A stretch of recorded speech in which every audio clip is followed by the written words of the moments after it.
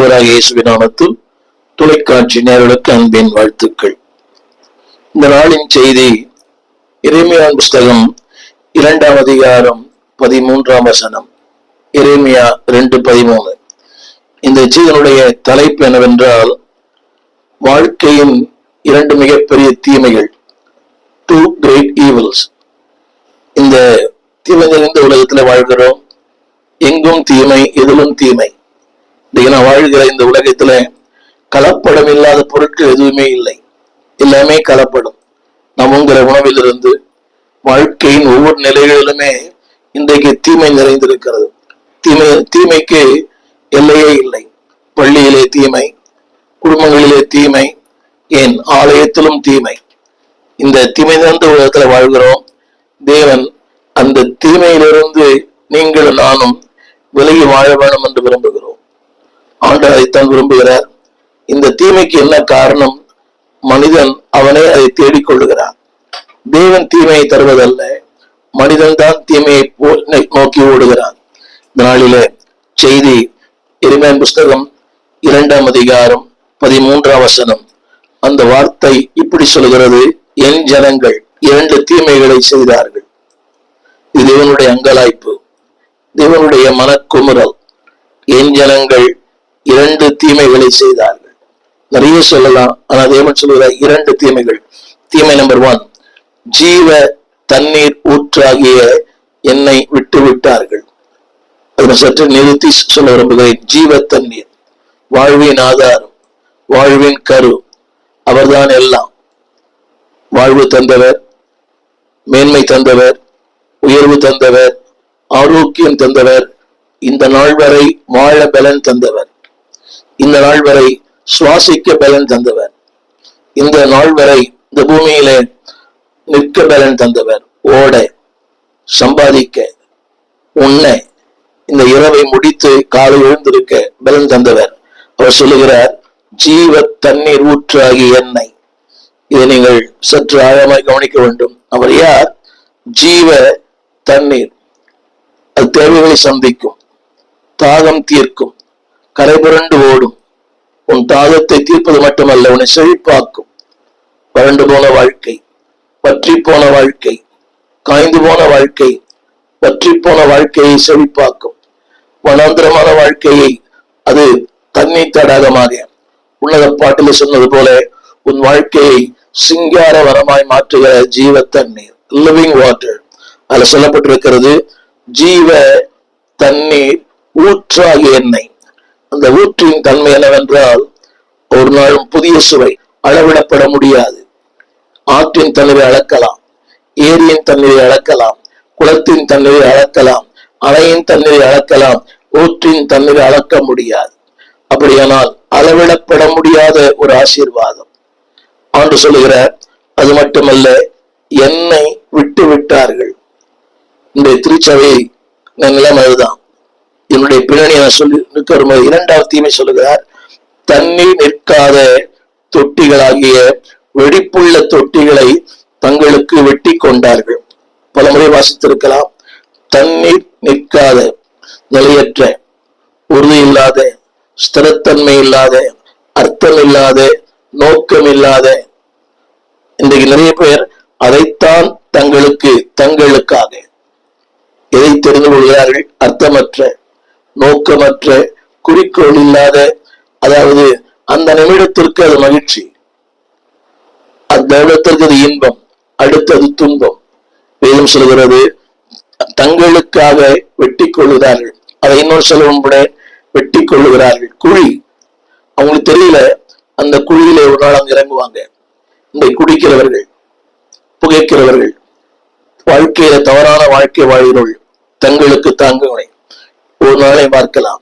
இந்த கள்ளக்குறிச்சியில விஷசாராய மருந்தி 60க்கும் மேற்பட்ட மனிதர்கள், குடும்பங்கள் தங்களுக்கு தாங்களே. அதே போல வாழ்க்கை தளம் புரளுகிறது அல்லவா? இந்த தளம் புரண்ட வாழ்க்கை தங்களுக்கு தாங்களே. இந்த வருகிற கொலைகள் எல்லாம், அந்த கொலைகள் எல்லாமே தங்களுக்கு தாங்களே. தேவன் சொல்லுகிறார், தண்ணீர் நிற்காத. அவங்க நினைக்கிறாங்க அது ரொம்ப ஸ்டேபிள், அது உறுதியானது, ஸ்திரமானது, அது என்னைக்கு நம்மளை காப்பாத்தாது. என்னை கேட்டுக்கொண்டிருக்கிற அன்பு தேவ பிள்ளையே, நீ நினைக்கிற அது நிற்கும், நினைக்கிற நிற்காது. இளமை, வாலிபம், பராக்கிரமம், உன் வாய்பலன், உன் சொல்பலன், உன் சாமர்த்தியம், உன் திறமை நிற்காது. இதை பாருங்களேன், எத்தனை மோசடி, எத்தனை மோசடி. சாதாரண ஒரு பித்தளைய தங்கன்னு சொல்றாங்க, நில மோசடி. ஊழியங்கள் கூட நடக்குது. ஊழியங்கள்ல கூட இன்னொரு இடத்தை இவர் தன் பேருக்கு மாற்றுகிறார். தினந்தோறும் பேப்பர்ல வருது, 100 கோடி இப்படியெல்லாம். இது என்ன அவங்களுக்கு புரியல. அது நிற்காது, வாழ்க்கையில் நிற்காது. என்னை கேட்டுக்கொண்டு என்பது எப்படி, அந்த பணம் நிற்காது, அந்த ஆரோக்கியம் நிற்காது. அது உங்களை பாதிக்கும், உங்கள் வருங்கால சந்ததியை பாதிக்கும். நிற்காது. நீங்களும் நிற்க முடியாது, உங்க சந்ததி நிற்க முடியாது, உங்க எதிர்காலம் நிற்க முடியும். You cannot stand. பாடுகள் வரும்போது கொஞ்ச நாள் ஏமாத்தலாம். ஒருவேளை அவளுக்கு சாதகமா இருக்கிற ஆட்சி இருக்கிறவரை அவர்கள் நிற்கலாம்.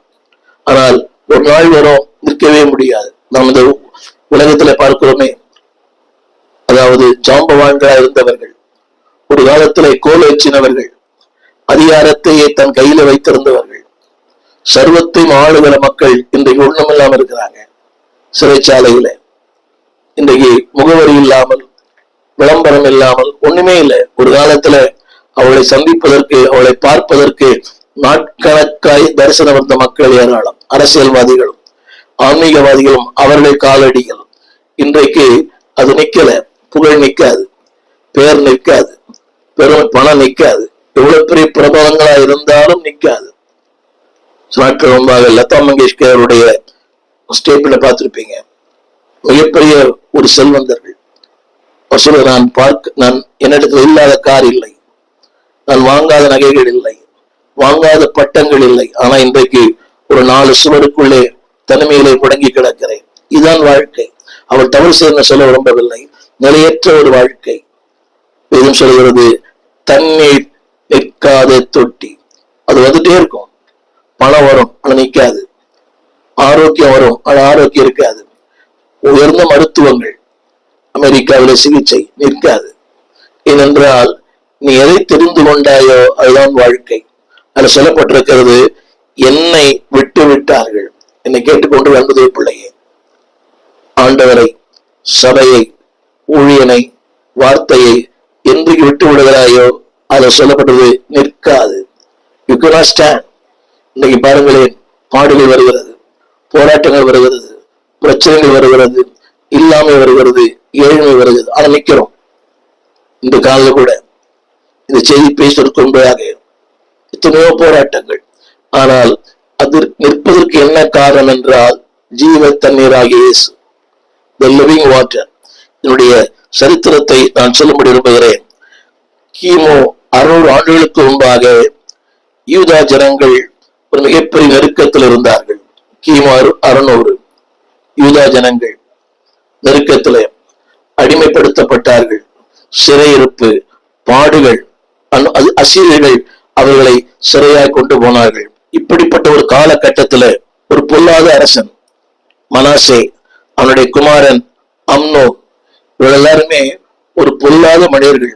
அவர்கள்தான் தேசத்தை, அன்பானவர்களை, விக்கிரகத்துக்கு நேரம் நடத்தினவர்கள், தேசத்தை வழி தப்பி போக பண்ணினவர்கள். இன்னும் அப்படி இருக்கிறாங்க. இப்படிப்பட்ட காலகட்டத்துல ஆண்டவர் ஒரு வாலிபனை தெரிந்து கொண்டார். அந்த வாலிபன் பெயர் யோசியா. அன்பானவர்களே, அந்த யோசியாவின் மூலமாக ஆண்டவர் தேசத்தையே மாற்றினார். திரும்ப சொல்ல விரும்புகிறேன், அந்த யோசியாவின் மூலமாக தேவன் ஒரு மிகப்பெரிய மாற்றத்தை தேசத்தில் உண்டு பண்ணினார். அந்த அரசன் அவனும் அந்த வழி வந்தவன் தான்.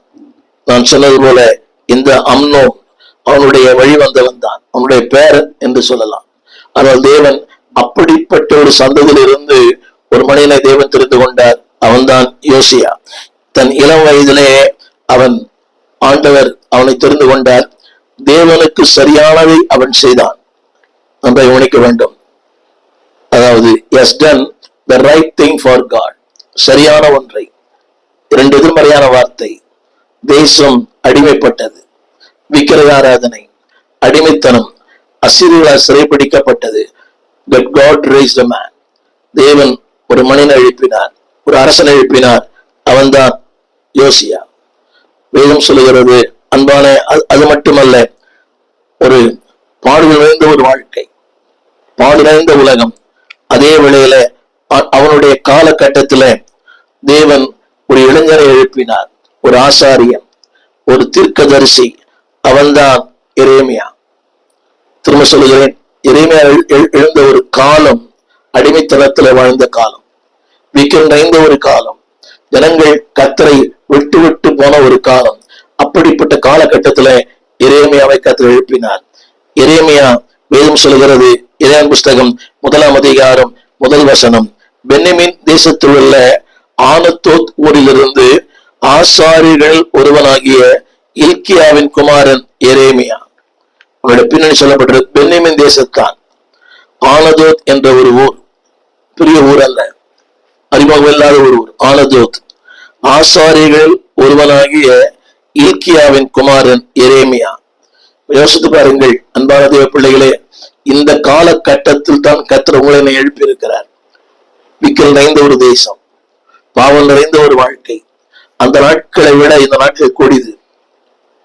ஒருவேளை அன்பான நீங்கள் மூத்தவர்களா இருக்கலாம், உங்கள் காலத்தில் இந்த பாலியல் குற்றங்கள் இல்லை, உங்கள் காலத்தில் இப்படிப்பட்ட கொலைகள் இல்லை, உங்கள் காலத்தில் இப்படிப்பட்ட ஆபாசங்கள் இல்லை, இப்படிப்பட்ட தடம் புரண்ட வாழ்க்கை இல்லை. ஆண் ஆணோடு, பெண் பெண்ணோடு, அதெல்லாம் அந்த நாட்களே இல்லை. இன்றைக்கு அசுத்தமான வாழ்க்கை, ஆண் ஆணோடு, பெண் பெண்ணோடு, தவறான வாழ்க்கை, தடம் புரண்ட வாழ்க்கை. இதுக்கு இப்படிப்பட்ட காலகட்டத்துல ஆண்டவர் உங்களை என்னை எழுப்பியிருக்கிறார். ஏன் தெரியுமா? To make the nation, to build the nation. இந்த தேசத்தை உருவாக்க, இந்த தேசத்தை கட்ட, ஜனங்களை எச்சரிக்க. அடுத்த வார்த்தை அங்க சொல்லப்பட்ட அடுத்த வார்த்தை 2:4-5 அந்த எரேமியா புஸ்தகம் 2ஆம் வசனம் அதுல சொல்லப்பட்டிருக்கிறது. யோசியா என்கிற யூதாவின் நாட்களிலே அவன் 13ஆம் வருஷத்துல இவனுக்கு கர்த்தருடைய வார்த்தை உண்டாயிற்று. அவன் ஒரு வாலிபன், 13ஆம் வருஷம். அந்த அரசன் வரும், அந்த அவனுடைய 13ஆம் வயசு. அன்பானவர்களே, தேவன் பயன்படுத்துவதற்கு வயது ஒரு தடை இல்லை, ஜாதி ஒரு தடை இல்லை. நீங்க நிறைய பேர் நினைக்கிறாங்க இந்த ஆண்டவர் இளம் ஊழியர்களை பயன்படுத்துகிறார். ஆனா கவனிக்க வேண்டிய ஒன்று, இந்த இளம் ஊழியர்கள் இந்த மூத்த ஊழியர்களை கனம் பண்ணுவதில்லை. இன்னைக்கு இருக்கிற பாடகர்கள் they never respect the pastors. வரங்கள் இருக்கலாம், ஆங்கில புலமை இருக்கலாம், பல விதமான அவர்கள் சகலகலா வல்லவர்களாக இருக்கலாம். But respect the elderly pastors, respect the elderly people.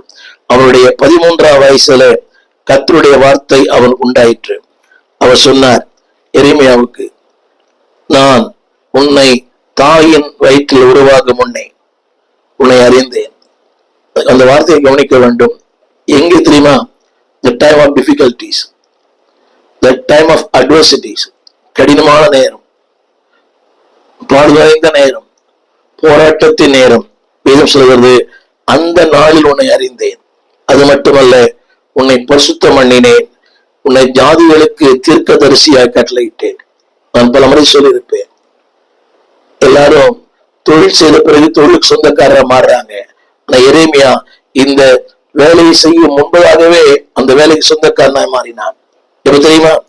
ஜாதி கருவிலேயே அவன் தீர்க்கதரிசி. A born as a pastor, a born as a prophet.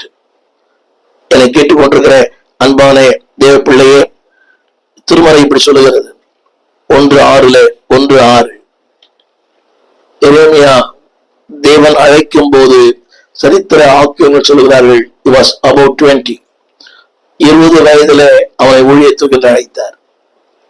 அன்பு பிள்ளைகளே, இதைத்தான் உங்களுக்கு நான் சொல்ல விரும்புகிறேன். தேவன் அழைப்பதற்கு வயது வரம்பே இல்லை. என்னுடைய 14வது வயதிலே நான் ஆண்டவரை ஏற்றுக்கொண்டேன். என்னுடைய 20வது வயதில் ஊழியத்துக்கு வந்தேன். விளம்பரத்திற்காக அல்ல. இது அன்னைக்கு எனக்கு ஒன்றும் தெரியாது, இன்னைக்கும் தெரியாது. ஆனா ஒன்று தெரியும், அழைத்தவர் உண்மை உள்ளவர். அந்த வார்த்தை இப்படி சொல்லுகிறது. எரேமியா 1:6 அவரே சொல்லுகிறார், நான் கர்த்தராகிய ஆண்டவரே, இதோ நான் பேச அறியேன், சிறு பிள்ளையா இருக்கிறேன். என்னை கேட்டுக்கொண்டிருக்கிற அன்பான தேவ பிள்ளையே, இளமை, அதாவது வாழ்க்கையின் பின்னணி, இதெல்லாம் அன்பானுடைய சாக்கு போக்கு அல்ல. அவன் யார் தெரியுமா? பேசுவதற்கே தயங்கின ஒரு மனிதன். அவன் சொல்கிற வார்த்தையை கேளுங்கள். நான் பேச அறியேன், சிறு பிள்ளையா இருக்கிறேன்.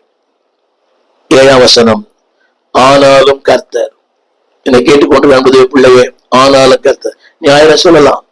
எனக்கு ஆங்கிலம் அறிவில்லை, இளையர் கல்லூரி இல்லை, பின்னணி இல்லை, வசதி இல்லை, ஊழியம் செய்வதற்கான தகுதி இல்லை, யாருக்குமே தகுதி இல்லை. தேவன் தகுதி உள்ளவனை தெரிந்து கொள்ளவில்லை, தெரிந்து கொண்டவனுக்கு தகுதிகளை கொடுக்கிறார். திரும்ப சொல்லுகிறேன், தேவன் தகுதி உள்ளவனை தெரிந்து கொள்ளவில்லை, யாரை தெரிந்து கொண்டாரோ அவனுக்கு தகுதிகளை கொடுக்கிறார். அவன் ஆண்டவர் சொன்ன வார்த்தை, ஆனாலும் கர்த்தர். நான் சிறு பிள்ளை என்று நீ சொல்லாதே. நீ நிறைய சொல்லலாம். கிதியோன் சொல்வது போல, என் வீட்டாரில் சிறியவன், என் தகப்ப வீட்டிலே சிறியவன், நிறைய சொல்லலாம். உங்கள் பலவீனங்கள் உங்களுடைய எல்லாம் சொல்லலாம். உலகம் சொல்லுவதை கேட்டு நீங்க சொல்லலாம். திரும்ப சொல்லுகிறேன், உலகம் சொல்லுவதை கேட்டு நீங்கள் அதை சொன்ன நீங்க சரியான நபர் இல்லை. அந்த தெளிந்த புத்தி என்ற வார்த்தையை தான் அர்த்தம். எதிர்மறையான வார்த்தைகளின் மத்தியில் நேர்மறையாய், அதான் சோபர் மைண்ட். எல்லாமே நம்ம இரிட்டேட் பண்ற வார்த்தை. முடியாது, உனக்கு அவ்வளவுதான், முடிஞ்சு போச்சு. ஆனா அப்படிப்பட்ட நிலைகளில தேவன் சொல்லுகிறார், நீ சொல்லாதே. என்னால முடியாது, வாழ முடியாது, நிற்க முடியாது, ஊழியம் செய்ய முடியாது, முடியாதுன்னு சொல்லாத. அந்த வார்த்தை திரையில் பாருங்கள். நீ சொல்லாதே. ஏன் தெரியுமா? நான் உன்னை அனுப்புகிறேன். நீ சொல்லாதே. அடுத்து, நான் கட்டளை இடுகிறவைகளை எல்லாம் நீ பேசுவாயாக. அன்பு தேவ பிள்ளைகளே, அழைப்பு பெற்ற அன்பான வாலிப தம்பி, திரும்ப சொல்கிறேன், ஊழியத்திற்கு வயசு பெரிய காரியம் இல்லை. நீங்கள் முதிர்ந்தவளா இருக்கலாம். You can do God's work. நீங்க சின்ன பிள்ளையா இருக்கலாம். ஆரம்பத்துல சொன்னேனே, தேவன் இவர் அழைக்கும் போது, இந்த சம்பவம் நடக்கும் போது எளிமையாக 20 வயதான். சரித்திர ஆசிரியர்கள் சொல்லுகிறார்கள், அன்பானவர்களே, தேவன் உங்களோடு பேசுகிறார் என்றால், God has a plan, God has a purpose, God has a promise, God has a power, God has a provision. பாருங்கள், திட்டத்தை தருகிறார், பிளான், பர்பஸ், நோக்கத்தை தருகிறார். இரண்டாவது, preparation, உன்னை ஆயத்தப்படுத்துகிறார். ப்ரொவிஷன், உனக்கு என்ன தேவையோ அதை தருகிறார். பவர், வல்லமை தருகிறார். திரும்ப திரும்ப the plan of God, the purpose of God, the preparation of God. தேவன் ஆயத்தப்படுத்தினார், என்னை ஆயத்தப்படுத்தினார். பாடுகள், போராட்டங்கள், யோசேப்பை கர்த்தர் ஆயத்தப்படுத்தினார். மோசேயை பயன்படுத்தும் முன்பதாக 40 ஆண்டுகள் வனாந்தரத்தில் ஆயத்தம் பண்ணினார். யோசேப்பை எகிப்தினுடைய உயர்ந்த பதவியிலே அவனை வைப்பதற்கு முன்பாக 13 ஆண்டுகள் ஆயத்தம் பண்ணினார். ஆபிரகாமை 25 ஆண்டுகள் ஆயத்தம், ஜாதிகளுக்கு தகப்பனாக இருக்க. ஒவ்வொருடைய வாழ்க்கையிலையும் ஒரு சிலபஸ் வச்சிருக்கிறார். இன்றைக்கு தேவனுடைய அழைப்பை சாக்கு போக்கு சொல்கிற மக்கள் ஏராளம். Always give vain excuses. என்னால முடியாது, ஜெபம் நடத்த முடியாது, ஆடா நடத்த முடியாது, பேச முடியாது. இல்லை அன்பானவர்களே, அந்த வார்த்தையை நான் சொல்லுங்க, நீ சொல்லாதே. அந்த 1:6, நான் பேச அறியேன். அது தெரியுமே, நான் சிறு பிள்ளை. He knows that. என் வயது தெரியும், என் பின்னணி தெரியும், என்னுடைய சூழ்நிலை தெரியும், நான் எங்கிருந்து வந்தேன் என்று தெரியும், என் பெற்றோர் தெரியும், என்னுடைய பாரம்பரியம் தெரியும், நான் எந்த பள்ளியில படித்தேன் என்பது தெரியும், நான் பேசும் மொழி அவருக்கு தெரியும், என்னுடைய இயலாமை தெரியும். He knows my ups and downs. என்னால் எது முடியும் என்று தெரியும், என்னால் எது முடியாது என்று தெரியும். அந்த தேவன் சொல்லுகிறார், உன்னை அனுப்புகிற எல்லாரிடத்திலும். அப்படியானால் உன்னை அனுப்பின அவர் தான். இந்த சென்னை பட்டணத்தை உன்னை கொண்டு வந்தது அவர் தான். அந்த கிராமத்தை உன்னை கொண்டு போனவர் அவர் தான். அந்த இடத்துல வைத்திருக்கிறது அவர் தான். உன்னை அனுப்பினவர் நான் தான். இதோடு சொன்னார், உன்னை அனுப்புகிறவர் நான் அல்லவா. என்னை கேட்டுக்கொண்டிருக்கிற அன்பது உள்ளே, இருமனத்தோடு வாழலாம். Can I leave? Can I quit? அதாவது இதை விட்டு போயிடலாமா? இல்ல, தேவன் என்னை இந்த இடத்துல வைத்திருக்கிறார். நான் இருக்கிறது வட சென்னையில. அந்த அளவுக்கு மக்கள் இருக்கிறார் என்று சொல்ல முடியாது. சாதாரண மக்கள் தான். ஆனா தேவன் சொல்றாரு, உன்னை அனுப்பினது நான் தான். ஆனா தேவன் அனுப்புவார் என்றால் அவர் எல்லாவற்றையும் பொறுப்பேற்றுக் கொள்ளுவார். ஆரம்ப சொன்ன போல the provision, the preparation, என் தேவைகள், என் ஆயத்தங்கள் எல்லாவற்றையும் அவர் பார்த்துக் கொள்வார். அவர் சொல்லுகிற வார்த்தை, நீ சொல்லாதே, நீ சொல்லாதே. நீ நிறைய சொல்லிட்டே போலாம். பாருங்களேன், இன்னைக்கு இந்த தொலைபேசியில ஜெபிக்க கேட்கிற மக்கள் அவள் நிறைய சொல்லிட்டே இருப்பாங்க. அதை பொறுமையாக கேட்க வேண்டும். அதாவது நம்ம பிரச்சனை சொல்லிட்டே இருக்கலாம். சில பேருடைய பிரச்சனைகளுக்கு முடிவே இல்லை. நாள் முழுவதும் புலம்பலின் புஸ்தகத்தை விட அவருடைய புலம்பல் அதை விட பெருசு. உண்மைதான். ஆனா தேவன் சொல்றாரு, ஐ நோ தட், நீ சொல்லாதே, எனக்கு அது தெரியும். அதாவது தயக்க வேண்டாம், கலக்கம் வேண்டாம். அந்த 6ஆம் வசனத்தை அந்த ஒரு தயக்கம் தானே, நான் பேச அறியேன், தயக்கம். சிறு பிள்ளை, இதெல்லாம் தயக்க வேண்டாம், கலக்க வேண்டாம், உன்னை அனுப்புகிறவர் கர்த்தர். அவர் சொல்லுகிற வார்த்தை, அன்பானவர்களே, எரேமியாவுக்கு ஒரு வேலையை தந்தார், ஒரு திட்டத்தை தந்தார், அவனை அனுப்பினார். இன்னொன்று சொல்ல விரும்புகிறேன், கவனியுங்கள். நீங்கள் சொல்வதற்கு முன்பே அவருக்கு எல்லாமே தெரியும். முதல் காரியங்கள், God has given assignment. உங்களுக்கு எனக்கு ஒரு அசைன்மெண்ட் இருக்குது. அந்த அசைன்மெண்டோடு தான் பூமிக்கு அனுப்பினார். யாரை திருமணம் செய்ய வேண்டும், யாருக்கு கணவனாய், யாருக்கு மனைவியாய், யாருக்கு பெற்றோராய், God has assignment. என் வாழ்க்கையில் அசைன்மெண்ட் இருக்குது. சொல்றாங்களே, இன்னைக்கு ஒரு அசைன்மெண்ட் கொடுத்து ஒருத்தர் அனுப்புறாங்க, ஒரு தீவிரவாதி, ஏதோ ஒரு அசைன்மெண்ட். அந்த அசைன்மெண்ட் சக்சஸா முடிச்சிடுறாரு. தேவன் உங்களுக்கு எனக்கு ஒரு அசைன்மெண்ட் கொடுத்திருக்கிறார், ஒரு பயிற்சி, ஒரு பாடத்திட்டம், ஒரு சின்ன கேள்வி. அந்த பாடத்திட்டத்தை நிறைவேற்றிருக்கிறீங்களா? அதை தடுப்பதற்கு எத்தனை சக்திகள். எனக்கு ஒரு பாடத்திட்டம் இருக்குது, ஆனா அதை நான் ஃபுல்ஃபில் பண்ணலாம் என்பது பெரிய கேள்வி. இடையில நிறைய போராட்டங்கள், பிரச்சனைகள், நானே வழி விலகி போவது, என்னை எதிர்க்கும் சக்திகள், என்னை இழுக்கும் பல சக்திகள். I fail in my assignment. ஒரு சின்ன கேள்வி, did you learn your assignment? Did you know your assignment? உங்களுடைய பாடத்திட்டம் உங்களுக்கு தெரியுமா? உங்களுடைய பாடத்திட்டத்தை படித்து விட்டீர்களா? உங்கள் பாடத்திட்டத்தை கற்றுக்கொண்டீர்களா? அந்த பாடத்திட்டத்தை நிறைவேற்றீர்களா? புரிய நினைக்கிறேன். ஒரு அசைன்மெண்ட் கொடுத்துதான் ஒருத்தர் அனுப்புறாங்க. ஒரு நாட்டுக்கு ஒரு கம்பெனி ஒரு அசைன்மெண்ட் கொடுக்குது, இந்த அசைன்மெண்ட் நிறைவேற்ற வேண்டும். அதுக்காக தான் பணம் செலவு பண்ணி அவரோட டிக்கெட் போட்டு பாருங்க. இன்னைக்கு இந்த ஊடகங்களை பார்க்கிறோமே, ஒரு நபரை கொலை செய்வதற்கு ஒரு பெரிய அசைன்மெண்ட், பல லட்சங்கள் கைமாறுகிறது ஒரு ஆளை கொள்வதற்காக. அப்படியானால் தேவன் சொல்றாரு, இந்த தேசத்தை ரட்சிப்பதற்காக, இந்த தேசத்தை மாற்றுவதற்காக, இந்த தேசத்தை மீட்பதற்காக அசைன்மெண்ட். அந்த அசைன்மெண்டை பண்டிட் பில்லி கிரஹாமுக்கு தேவன் தந்தார். நம்முடைய தேசத்துல வாழ்ந்த டிஎஸ் ஐயாவுக்கு தந்தார். இன்றைக்கு இருக்கிற அநேகருக்கு தேவன் தந்திருக்கிறார் இந்த அசைன்மெண்ட். திரும்ப சொல்கிறேன், அந்த காட்ஸ் அசைன்மெண்ட் நிறைவேற்றத்தான் நீங்களும் நானும். அதற்காகத்தான் உங்களை அவர் அனுப்பினார். அவர் சொன்ன வார்த்தை, அதாவது பென்யமின் தேசம், ஆனதோத் ஊர், ஆசாரில் ஒருவனாகிய இல்கியா, அது ஒரு வசனம் எழுதப்பட்டிருக்கிறது. அன்பானவர்களே, நம்முடைய அந்த காலத்தில் நீ நிறைய சொல்லலாம், ஜனங்களை குறித்து, உங்களை குறித்து, உங்கள் சந்ததியை குறித்து, உங்கள் பின்னணி குறித்து. You can give million explanations. தேவன் சொல்றார், எனக்கு எல்லாம் தெரியும். அந்த வார்த்தை சொல்கிறேன், நீ சொல்லாதே, நீ சொல்லாது, சிறு பிள்ளை என்று சொல்லாது. அப்படின்னா அந்த அர்த்தம் தெரியுமா? அவன் சிறு பிள்ளை தான், யங் மேன். ஆனா சொல்லாது, எனக்கு தெரியும், I have given a potential. உனக்குள்ள திறமைகளை, உனக்குள்ள தாளந்துகளை, உனக்குள்ள உருவாக்கும் சக்தியை நான் வைத்திருக்கிறேன், சொல்லாதே. நான் சொல்ல வந்த அடுத்த குறிப்பு என்னவென்றால், எரேமியா 1:8 அவர் சொல்கிற வார்த்தை, நீ அவர்களுக்கு பயப்பட வேண்டாம். வாழ்க்கையில் நான் ஊழியத்துக்கு வரும்போது ஏராளமான பயம். 20 வயது, எனக்கு கீழே 4 சகோதரிகள், 2 சகோதரர்கள். யோசித்து பாருங்கள், திருமணமாகாத நேரங்கள் எல்லாமே. நான் தான் மூத்தவன். அதாவது எப்படி வாழ்வேன்? எதிர்காலம் யோசிச்சு பாருங்க. வேலை செய்யறவங்களுக்கே இன்னைக்கு பெண்ணு கிடைக்கல, ஊழியம் பண்றவங்கள பெண்ணே கிடைக்கிறது ரொம்ப கஷ்டம். பெரிய குடும்பம், பெரிய அடிப்படை தேவையில்லை. அப்படிப்பட்ட குடும்பத்துல தேவன் என்னை தெரிந்து கொண்டார். சொன்ன வார்த்தை, நீ பயப்பட வேண்டாம். இது படிப்பதற்கு இன்பமா இருக்கலாம், அந்த சூழ்நிலை நிற்கும் போதுதான் தெரியும். பயப்பட வேண்டாம்.